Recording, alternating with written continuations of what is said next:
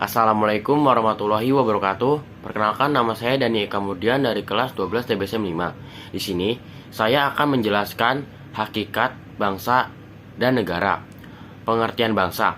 Bangsa terbentuk karena persamaan ras, bahasa, adat istiadat, dan agama yang merupakan faktor pembeda dengan bangsa yang lainnya. Faktor-faktor pembentuk bangsa. Ada berikut ini merupakan faktor-faktor penting bagi pembentukan bangsa Indonesia.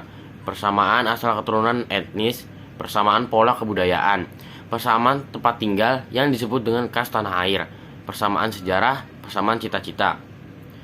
Pengertian negara itu, negara adalah organisasi manusia atau kumpulan-kumpulan manusia yang mendiami suatu wilayah, berada di bawah pemerintah yang tunduk patuh terhadap pemerintah tersebut.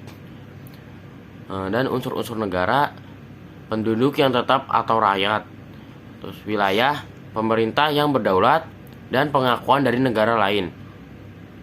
Unsur konstitutif, rakyat, semua orang yang berdiam di dalam satu negara. 1. Penduduk, mereka yang bertempat tinggal tetap di negara tersebut. 2. Bukan penduduk, mereka yang bertempat tinggal sementara dan tidak bermaksud untuk menetap di negara tersebut.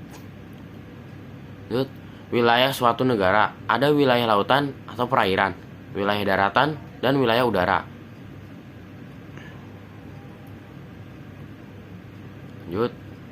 Terus pengakuan dari negara lain dibedakan. Pengakuan dari negara lain secara de jure artinya pengakuan resmi berdasar hukum.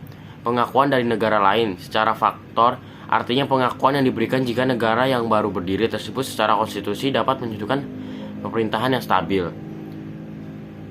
Pengertian pengakuan secara de facto.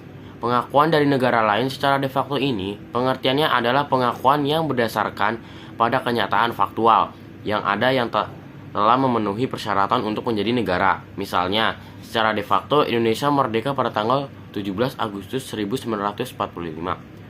Pengertian pengakuan secara de jure. Kemudian, pengertian pengakuan dari negara lain secara de jure adalah pengakuan negara lain terhadap suatu negara menurut hukum internasional. Dengan pengakuan secara de jure, negara yang baru dibentuk atau baru merdeka itu memiliki hak-hak dan kewajiban sebagai anggota masyarakat dalam skala internasional. Pengakuan negara lain secara de jure bangsa Indonesia dimulai sejak 18 Agustus 1945.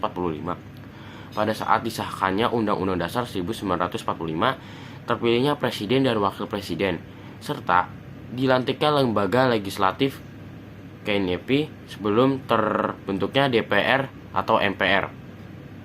Oke, sekian tentang pembahasan hakikat bangsa dan negara. Mohon maaf jika ada salah-salah kata dari saya. Wassalamualaikum warahmatullahi wabarakatuh.